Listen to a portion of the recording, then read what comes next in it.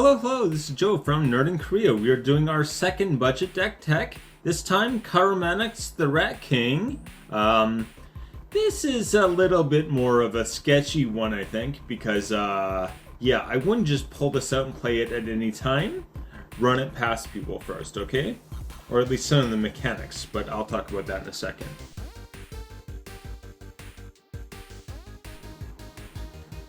Okay, part 1, Karumonix. Yeah, Karumonix the Rat King. I keep saying Manix, but anyway.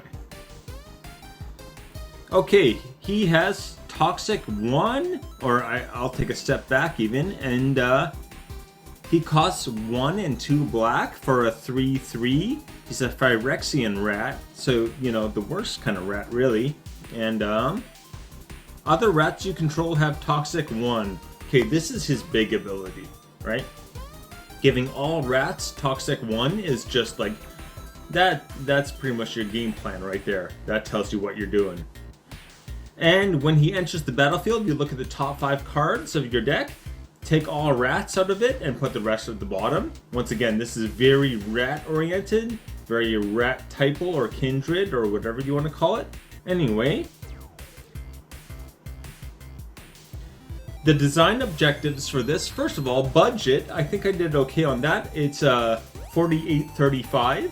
That includes all the lands and everything, so you can probably cut that down if you want to take the lands out.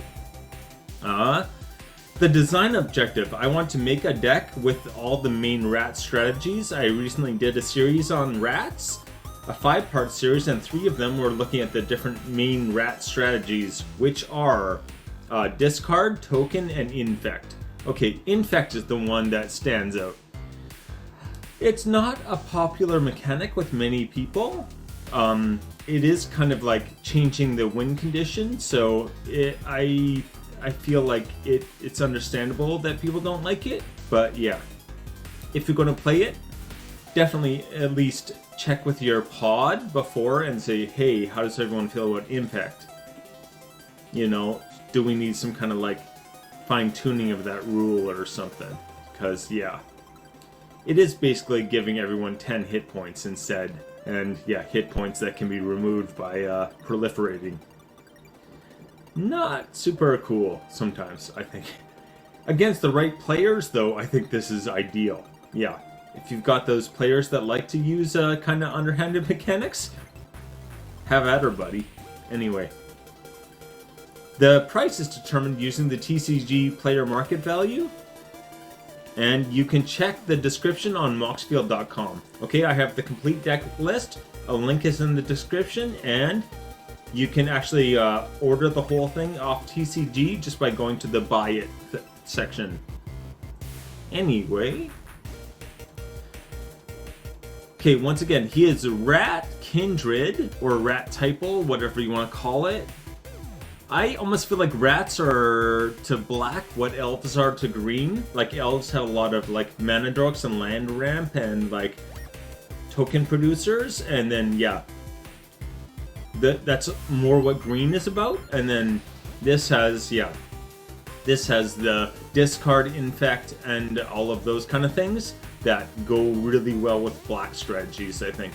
Or main black kind of strategies that usually are employed. Anyway, yeah, again, giving Toxic 1 is the main focus of this deck, okay? Again, Infect, not super popular, but I think, excuse me, Toxic, even including Toxic as oh boy, as a word, or as a keyword, it is kind of meant to deal with that. Anyway. High synergy cards.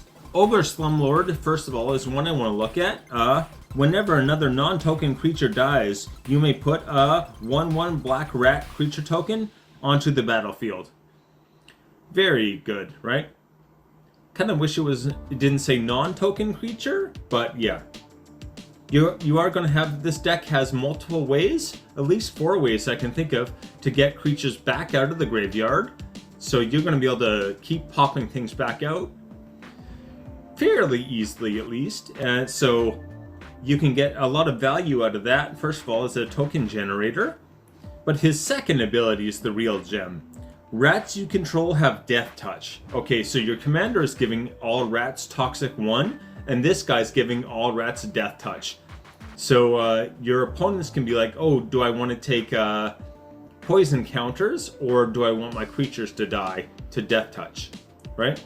It makes a very difficult decision for them, that's for sure. Things like Stronghold Rats especially, so this has Shadow, which I think is pretty much, other than just straight up unblockable, is something that I've only really seen once in a Commander game, and I did not have Shadow. So, yeah. It needs only creatures with Shadow can block creatures that have Shadow. So if your creature has Shadow and attacks, if they don't have anything with Shadow, it's just unblockable. Even if someone else at the table does have Shadow, if you're playing in a Commander game, there's no way that three of your opponents all have Shadow creatures. I doubt, that would be a really weird meta if that did happen. When Stronghold Rat deals combat damage to a player, each player discards a card. Again, if you are set up for this, this is actually beneficial, right? If you can use this to, like, kind of bounce things back into your hand, especially they've got, what is it, Oversold Cemetery. That says whenever you have 4 or more creatures in your graveyard, you get to take one of the creatures and put it straight back into your hand. So if you have a creature in your graveyard that you want back into your hand, take a attack with this, do damage, discard a different creature, and then next turn you get to put the other creature back into your hand, right? So you're just kind of using that to kind of cycle creatures out of the graveyard. So it can be very helpful. Anyway, this would also give 1 poison counter, right? Any unblockable, we also have, what is the Changeling? An unblockable Changeling. I am spacing on names during recording always. Okay, anyway. The Changeling counts as a rat as well, of course, because they're all creature types. So that would be doing the 1 toxic damage as well. So you do have ways to, like, guarantee getting those counters on. Getting the counters on is a big deal, because once they have 1, you can start doing the proliferate, and there's multiple proliferate triggers in this deck. So you can probably just proliferate them up to the point where it just takes a little shove to finish them off. Also, any rats with infect. There's another one right there. Infect and toxic do stack, okay? I think some people question whether, because infect, instead of doing damage, you give poison counters. Toxic says if you do damage, they get 1 poison counter. So do they stack? Yes, actually they do. Remember, infect is doing the damage, but then converting it basically to poison counters. And the toxic is triggered by the damage being dealt. So the damage is still technically being dealt. It's just like being doled out differently. So yeah, like this guy right here is a 2/1, so you would get 2 poison counters for his infect, and then because he's a rat, he would also get toxic 1, so it's 3 poison counters. If he does combat damage to someone, that's 3 poison counters every time he hits, which is a lot. That's a lot. Remember, 10 poison counters, that person loses automatically, right? So that's a third of the way to just like knocking them out of the game, or just under a third of the way. But anyway.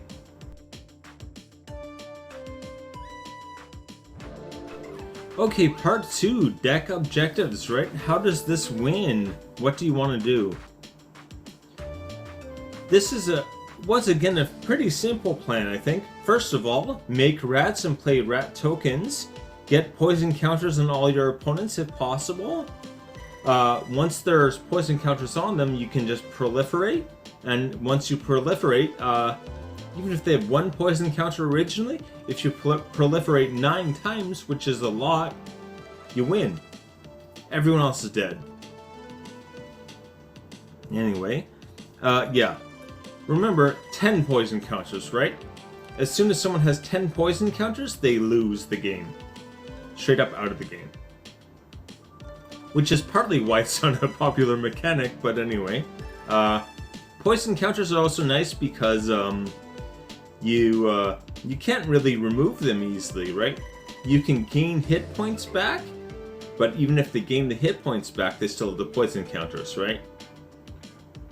Unless they have a very specific card or something that allows them to move counters off of themselves onto something else, they're probably just stuck with them till they lose the game.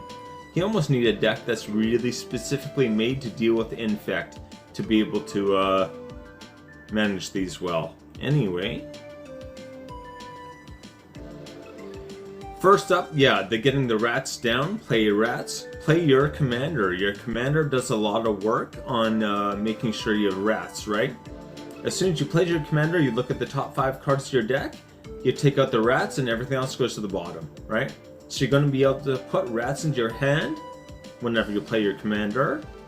Again, out of 5 cards with this deck, I would expect at least 1 or 2 minimum to be rats. So again, a little bit. It'd be nice if you could set that up a bit more, but yeah. And ideally, you should have rats in play before casting your commander. I would recommend that. If possible, get rats on the battlefield, like turn 1, turn 2, hopefully, and then yeah, you're all good. Making rat tokens. Okay, so we have multiple ways to make rat tokens. I'm going to look at 3 of those ways right here. Hack rat, first of all, is very good. It gets, basically, it gets 1 + 1 + 1 for every rat on every other, or every rat, right? Not every other, every rat on the battlefield. So if it's down, it's 1. It's a 1/1. If you have 3 rat tokens, which is very easy to do, it would be a 4/4, right? The 3 rat tokens in itself is 4, so it's a 4/4. A 4/4 with Toxic 1 if your commander's out. So yeah, the main thing here is that you can pay 2 and a black, discard any card, and as I said before, discarding a card can really be helpful for you in the right situation. You can create a token that's a copy of Pack Rat. So this is something that can make copies of itself very easily, and the copies, if you do have a decent board state, are going to be very, very strong as well. And Piper of the Swarm. Okay, I always kind of look over his first ability and don't make much of it, but rats you control have Menace. That's actually very big in this deck, right? Adding even Menace just means they need 2 blockers to block it. You're going to be able to make a lot of creatures, so they have to use 2 blockers for every one of your creatures. You're going to be getting a lot of rats through, and even if they do the 1 damage, that's 1 toxic every time, right? Every time a rat hits something, that's at least 1 poison counter. You don't need to, like, if someone doesn't have a lot of blockers, then even, or if someone's doing like a Voltron strategy, maybe they have 1 really big scary thing and then a couple other little things, you can just wipe them out, right? This is something that can work very well against some strategies anyway. And for 1 and a black and tap, unfortunately you do have to tap them, so it's probably once per turn. Create a 1/1 black rat creature token. Okay, so this one can block. A lot of rat creature tokens specify you can't block. These ones can. And this is actually, I think, the best ability he has. For 2 and 2 black, tap him, sacrifice 3 rats. So again, you make those 3 rat creature tokens, and as soon as you have those, you can sacrifice them, pay the 4 mana, and steal anything, right? Or any creature, I should say. Especially in Commander, that's very, very powerful, because, yeah, the people's commanders are usually what their deck is built around. So if you take away their commander, a lot of times it's like all their synergy, all the strategy immediately just stops. It kind of is hitting at least a pause button on someone's game when you do that. The other thing I want to point out is that A lot of effects like this where you're stealing a creature last until end of turn, or once this creature dies. This does not, right? Piper the Swarm can get killed. It can be the next turn. If you stole a creature, you still have that creature. It's a very good way. Also, any kind of targeted removal, if you steal someone's commander, they're going to want it back. They're probably going to use the targeted removal on their own commander then. So that then they have to pay the extra commander tax, and it's summoning sick. It's like wasting a whole turn of theirs and a lot of their resources by doing something that really doesn't mean that much to you, right? 3 rat tokens, 4 mana, tap him for 1 turn, and then you've delayed their game a lot, right? You've used valuable resources, all of that anyway, okay? Lord Skitter's Blessing. When this enters the battlefield, create a Wicked Roll token and attach it to target creature you control. Alright, so this actually does not make a token. I don't know why I thought it did, but anyway. At the beginning of your draw step, if you do control a creature, even if it's a token creature, with an enchantment attached to it, any kind of enchantment, right?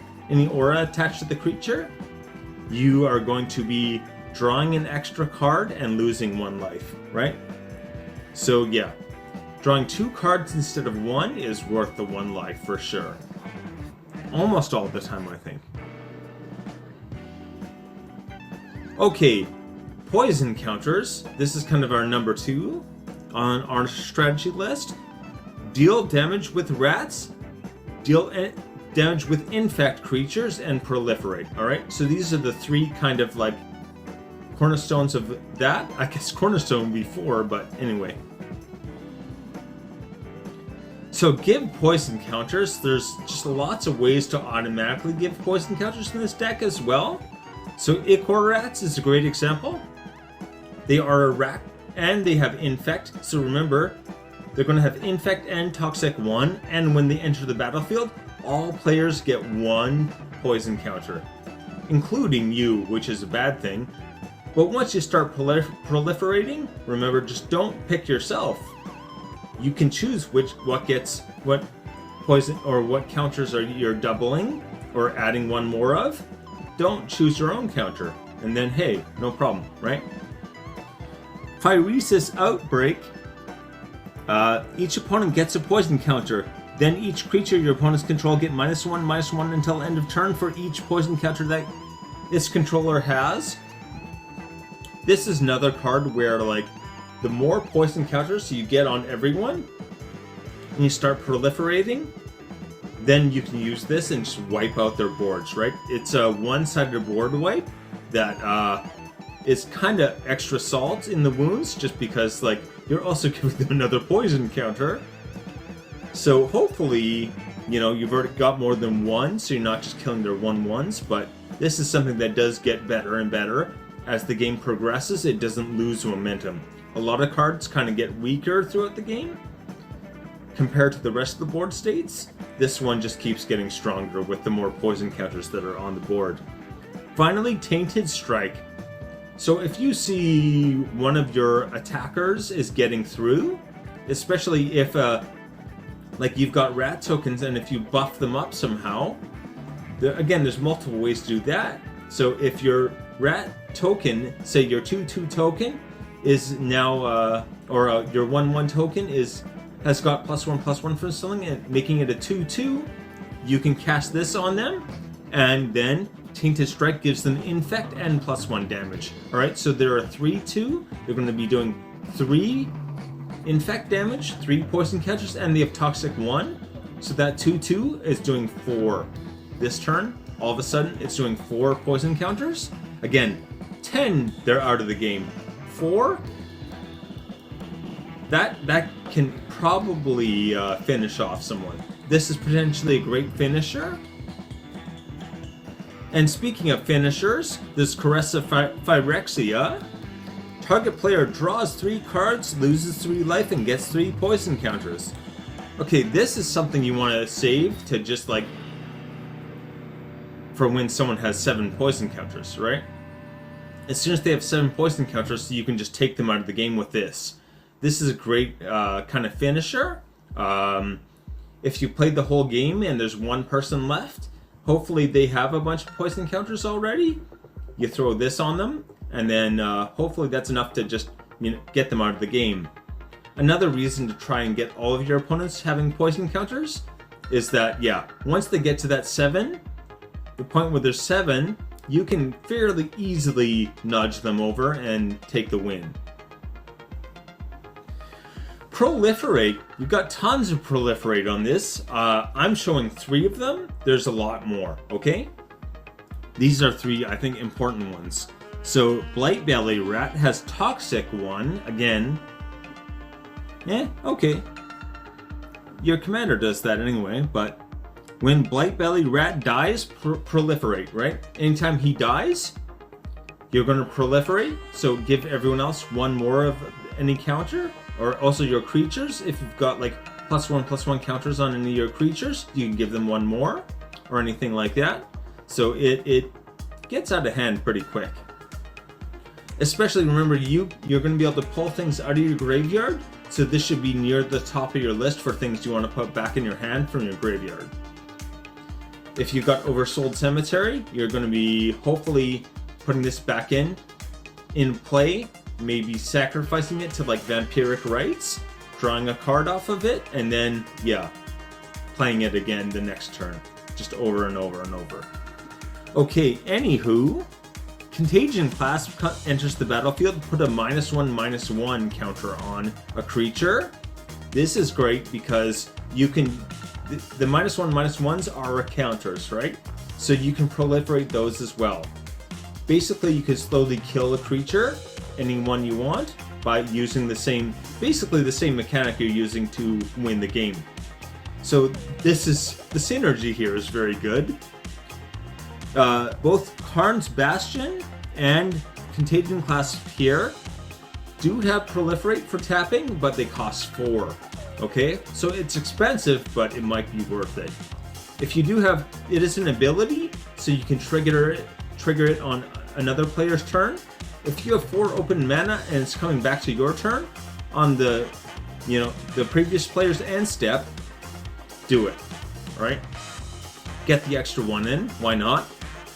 It's nice to be able to have open mana as well. It makes people a lot more hesitant to do anything because they think you've got a trick up your sleeve. Maybe you do, maybe this is the trick, I don't know. But anyway, one final note with Karn's Bastion, it says 4, but it's also a land that creates mana. So that's kind of like 5, really. It costs 4 extra, but you can't use it to make the colorless. And so yeah, 5 really, but anyway, alright.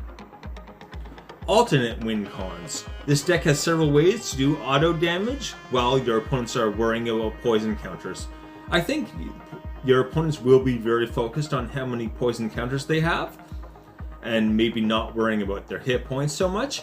This will let you kind of drain them away pretty without maybe a whole lot of attention being paid to that. Anyway, Patron of Nizumi. Whenever a permanent is put into an opponent's graveyard, that player loses 1 life. I actually have this later on our discard is another major strategy in this deck. So you're forcing people to discard. If they discard a permanent, basically anything other than instant or sorcery, they're going to be taking a damage. Then we have Ayara, First of Lochthwain. And whenever a black creature enters the battlefield, including her, she's going to do 1 damage to all of your opponents, okay? And you gain 1 life as well. And then you can sacrifice another black creature to draw a card just by tapping her. Really amazing in this deck. Almost all of your rat tokens are black creatures, so you can just be sacrificing tokens that hopefully are coming pretty quick and easy. And yeah, when they come in, they do 1 damage, and then you can sack them and get a card draw out of it. So it's a really amazing combination in this deck. Twisted Sewer Witch When this enters the battlefield, first of all, it has a double ETB, which is unusual. First, you're going to make a 1/1 rat creature token, and then all of your rats get Wicked Roll tokens. What those are token enchantments. I think this came in an Eldraine. They're token enchantments, and they give the creature +1/+1, but each creature can only have one of them at a time. So if you play her from the graveyard again, all of those creatures are going to be getting the second one. They can't have two, so all of those go to the... I don't know if it's the first or second, doesn't really matter. The token copies go to the graveyard. They don't exist in the graveyard, but they go to the graveyard, they enter the graveyard, and that deals 1 damage to each opponent. That's also a great disincentive for a board wipe. If you have, say, 10 rats, right? And they all have these Wicked Roll tokens, if someone plays a board wipe and kills all of them, they're taking that 10 damage, right? Every other player is taking 10 damage. So that's really incredible. And we got more auto damage. The Grey Merchant of Asphodel, or Gary as he's called.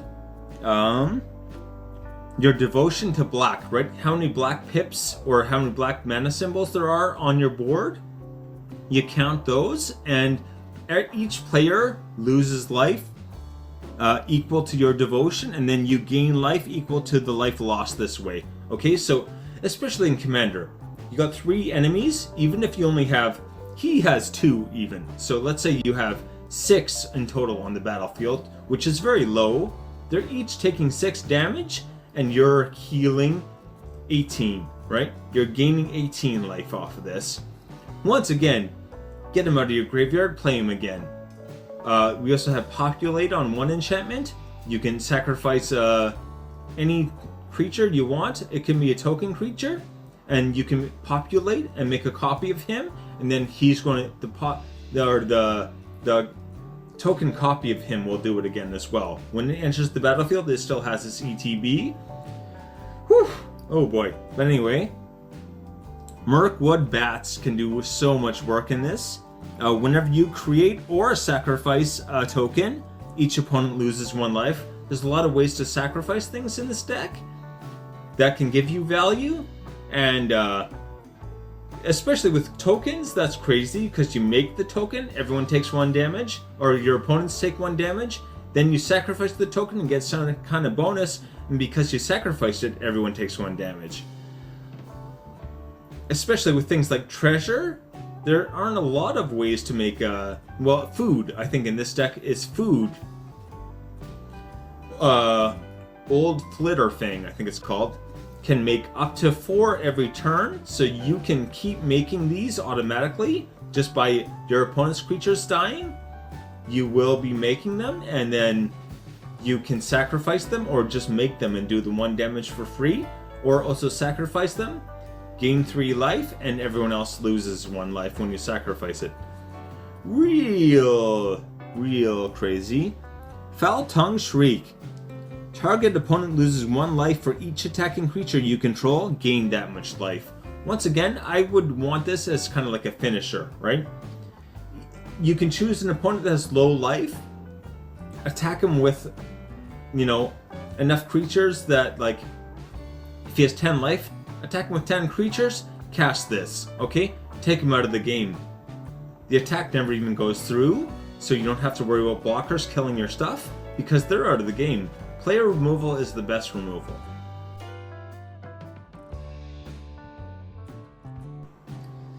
Part 3, Combos and Synergies. Oh, please hit like and subscribe. Also, if you have a budget commander you'd like to do, I would love to hear it. We're just starting these up right now, so I'm kind of playing with the idea more, but anyway. Mana combos, Black Market. There's going to be a lot of things getting sacrificed, a lot of things dying, a lot of things... Black Market is just ideal for this deck. Also, it is based on counters, right? Every time a creature dies, you put a charge counter on Black Market. Any creature, right? Not your creatures, just any creature. Opponent's creatures, your creatures, whatever it may be, you just keep stacking them on. Also, because they're counters, you can proliferate them.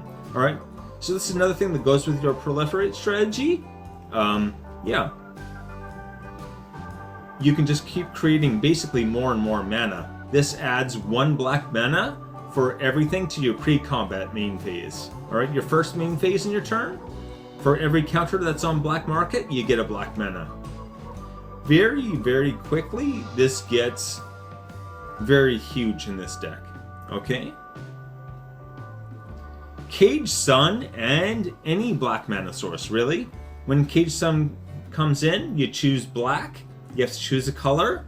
Creatures you control of that color get +1/+1.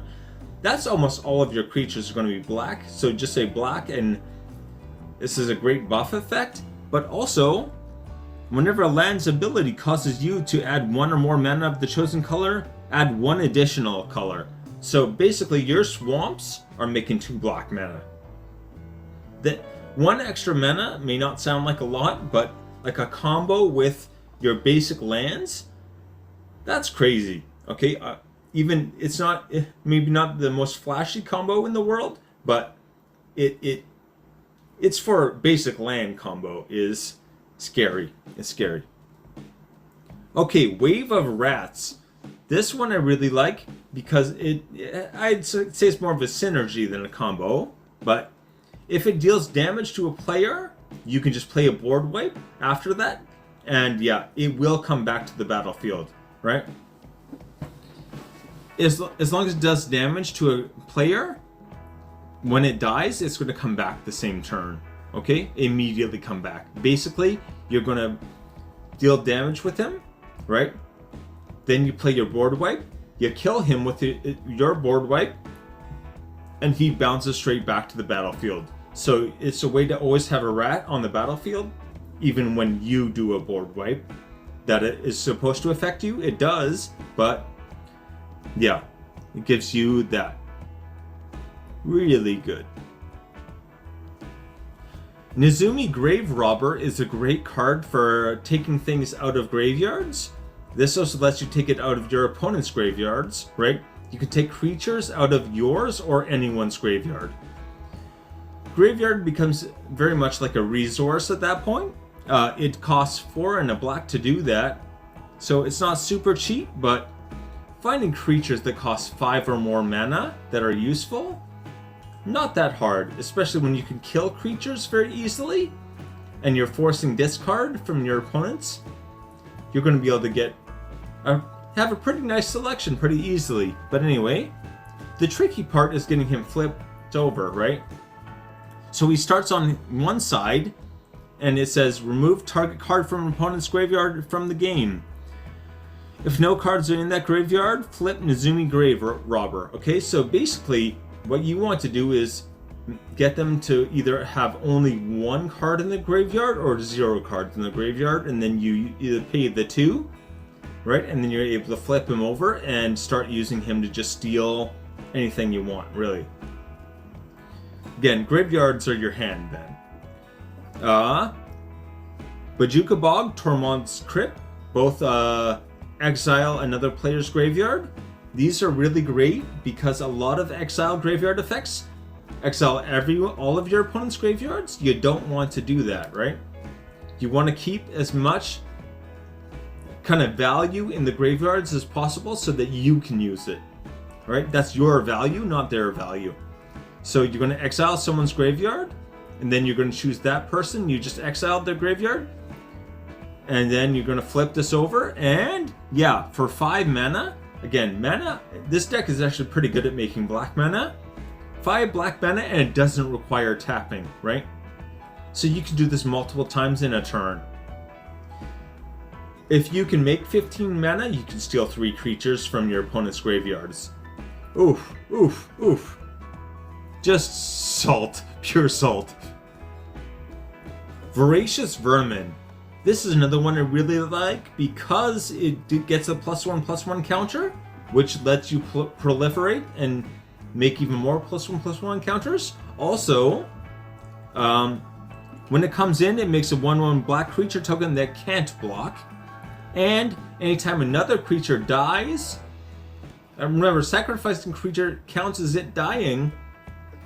Whenever another creature you control, it does have to be you control, dies, you put a +1/+1 on this. This and Pack Rat are two that I think would be great in combination with Tainted Strike, because a lot of times people are like, oh, I want to make sure I don't get a whole bunch of like poison counters. I'm only going to get one, maybe I'll let this through and take the damage in one poison counter. Basically, you give it infect and +1 damage, right? Voracious Vermin, getting it up to like, it starts at 2 damage, so getting it up to even 8 damage is really not a stretch of the imagination, right? 6 of your creatures dying, between dying and proliferate, you can probably do that pretty easy. And yeah, you would have, if he's 8, that would be a 9, right? Tainted Strike adds 1 damage, so that's 9 poison counters on 1 turn. I very much doubt they haven't gotten a poison counter yet. So if they do this thinking like, oh, I'll take 1 poison counter, not a big deal. Oh, what am I talking about? That would do 10, because he also has, he's a rat, so he has Toxic 1. He's going to get, yeah, the 8 +1 for Tainted Strike, and then Toxic 1. So if he can do 8 damage, play this, and that's 10. That's player removal right there. So you can surprise someone and be like, you're out of the game. Yeah, that's the point. Populate, okay? Populate is not very common with black. Promise of Aclazots. I keep trying to say Alcatraz. In my head, I keep saying Alcatraz. Aclazots. Okay. Populate is actually not a common mechanic for black. This does have it, and it's very cheap. I'm surprised it's very cheap considering how unusual Populate is for black. But anyway, this will let you populate, make a token copy of things. I mentioned this already. If you do it with Grey Merchant, or even Twisted Sewer, which is another great example, right? You make a copy of her, she's going to make a 1/1 rat creature token, and then all of your rats are going to be able to get a Wicked Roll token. All the ones that already have one, those are going to the graveyard, and all of your opponents take 1 damage for each one, right? That can add up so fast. This deck has a lot of great ETBs and things that you might want to copy, so it's really not hard to find, you know, something that will definitely be a pain in the butt.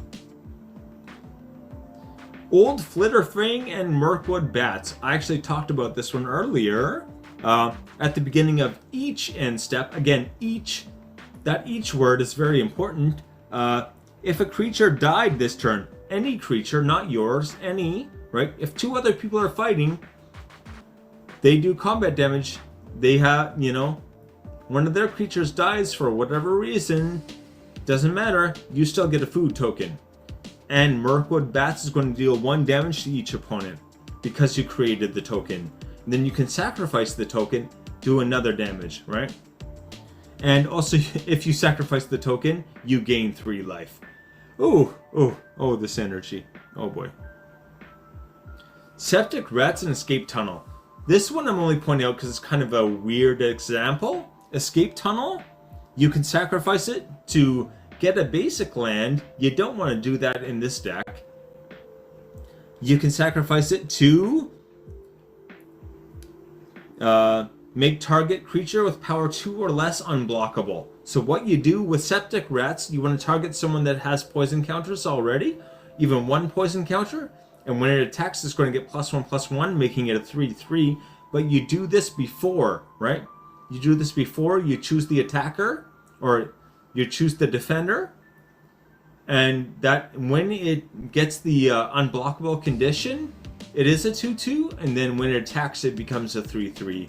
Okay, so it's still unblockable, and then remember it does have infect, and it's going to have Toxic 1, so you're going to be able to sneak in that 4 poison counters on someone that already has a poison counter. 4 more. Very possibly another like player removal trick. Anyway, discard synergy. One of the main kind of sub themes in this deck is discard. It is one of those main rat strategies. So yeah, Nezumi Short Fang we already talked about. Stealing things from other people's graveyards.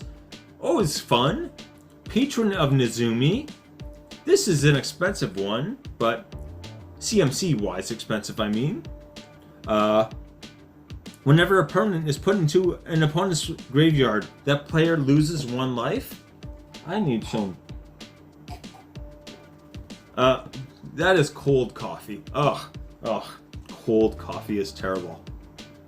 Anyway, remember, it doesn't care if it was on the battlefield before it was put into the graveyard. Even if it's from their hand straight into the graveyard, if it's a permanent, they take 1 damage. Okay? So you're making your discard, which is already pretty mean, taking away their options, make it so they can't play things, also going to take damage with that. And yeah. Oh, sorry, Nezumi Short Fang here is you want to again get someone discarded down to 0, and it has much like the Grave Robber. It has 1 and a black and tap, and then yeah, if they have no more cards in hand after that, you can flip him, and then for every card they have that's under 3, like if they have 3 cards in hand, they take 0 damage. All right. If they have 2 cards in hand, they take 1 damage. If they have 1 card in hand, they take 2 damage. And if they have no cards, they take 3 damage. So this can do automatic 3 damage for them not having cards at the beginning of their turn. All right, and it does trigger. Oh, okay. During the opponent's upkeep. All right, yeah. The beginning of their upkeep, their beginning. So before they have card draw, a chance to draw a card, it counts, right? How many? If you manage to get them to discard their entire hand, they're taking 3 damage, right? It also adds pressure for them to like maybe keep cards in their hand, which is not going to be easy when you're making them discard. So this is just so mean. And the buff effects. This is very, very important in any kind of token strategy, whether it's Aristocrat or whatever. So Cage Sun, Vanquisher's Banner, and Hall of Triumph all give +1/+1. Cage Sun and Hall of Triumph, that's based on color, so you choose black. All of your black creatures, which you do have black creatures that aren't rats, so that's nice to have. Vanquisher's Banner, you choose the type. Alright? So all of your creatures of the chosen type, which will be rats, also get +1/+1. Again, with infect, that gets crazy. Also things like Tainted Strike, even your token creatures, if they're buffed up to be like 3/3s with Toxic 1, making that infect and +1 damage, that can do 5 poison counters worth in 1 turn. Very hard to manage or to deal with that. Anyway, the other thing, Cage Sun, we talked about making the extra mana already. Vanquisher's Banner, whenever you cast a creature spell of the chosen type, remember it does have to be cast. Doing something that creates a token doesn't count, alright? It has to be a rat creature spell. Cast. Draw a card, alright? So, cast a rat, draw a card. Cast a rat, draw a card. Rats are basically cantrips at that point, but anyway, okay. And getting 3 poison counters. There's actually a lot of value in the deck for making sure people have poison counters on them. Septic Rats, we talked about already. It gets +1/+1 if it's attacking an opponent that has at least 1 poison counter. And these other 2 are as long as you have an opponent that has 3 poison counters. Chittering Skitterling lets you sacrifice an artifact or a creature. Again, you're making those hopefully food tokens. You can sacrifice that and draw a card. Also, if you sacrifice it and Mirkwood Bats is out, all your opponents are taking 1 damage. So this is just, again, kind of synergists with a lot of things. You do have to have an opponent with 3 poison counters, that's the main thing. And Geth Summons, this is one of our return from the graveyard effects. Also, for each opponent who has 3 or more poison counters as you cast the spell, put 1 target creature from that player's graveyard into the battlefield under your control. So this is about returning 1 creature card of yours to the battlefield. But anyone that has 3 or more poison counters, you're going to steal a creature from their graveyard as well. So you can get up to 4 creatures for 4 mana. No. Oh boy. Oh boy. Crazy. Death Shmeth. We've been talking about different ways to get things out of your graveyard. So Oversold Cemetery, I can't say. At the beginning of your upkeep, if you have 4 or more creature cards in your graveyard, you may return target creature card from your graveyard to your hand. Again, so as long as you've got at least 4 creature cards in your graveyard, one of them you can choose and put back in. And you do choose. It's not like random or the top one or some nonsense. You're always choosing. So board wipes are not that scary when this is on the battlefield, right? Board wipes are almost kind of like helping you out a bit. Necrogen Communion. Okay, this gives Toxic 2. And when the creature it's attached to dies, you're going to be able to put it straight back onto the battlefield again, right? So it dies, it goes straight back to the battlefield. You do lose the Necrogen Communion, but yeah. Your creature, hopefully a rat with infect, can have Toxic 2, Toxic 1, and infect. That's a lot. Even Toxic 1, Toxic 2. That's 3 poison counters already, right? Adding infect to that, 4 or more every time it deals damage. Put this on one of your unblockables.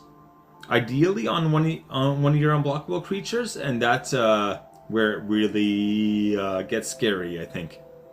Guaranteed just 3 to anyone you want, anytime you want. Well, during combat, not anytime. Not dead after all. This is when if you know a creature is about to die, it is an instant, and it only costs 1 black mana. You cast this, and basically they bounce from the graveyard straight back to the battlefield, and they get a cursed roll token, or a wicked roll token. Not cursed, yeah. Cursed is bad, right? So they're going to have +1/+1 when they come back in, and they're considered enchanted. So again, if you play Twisted Sewer Witch, it's automatically going to create another Wicked Roll token, and that one will go to the graveyard and do 1 damage to each of your opponents. So yeah.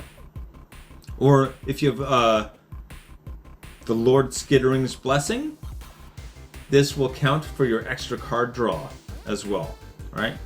So just very, very useful things to have. Anywho, I hope this was informative, and I hope you get to actually play the deck. If you do, please let me know. Anyway, take it easy.